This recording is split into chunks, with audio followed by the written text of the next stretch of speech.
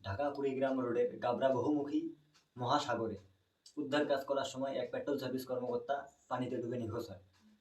উক্ত দুর্ঘটনা এলাকায় আমাদের সাংবাদিক আকাশ মহাকাব্য সরাসরি উপস্থিত থাকেন এবং তার কাছ থেকে আমরা পরবর্তী আপডেট জানব।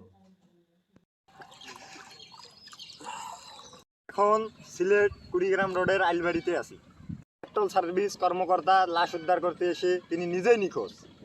আমার ভাত খাওয়ার আগে আমি এখানে প্রসাব করতে আসি। প্রসাব করতে এসে দেখি যে পেট্রোল সার্ভিস কর্মকর্তার একজন ডুবে আছে এখানে।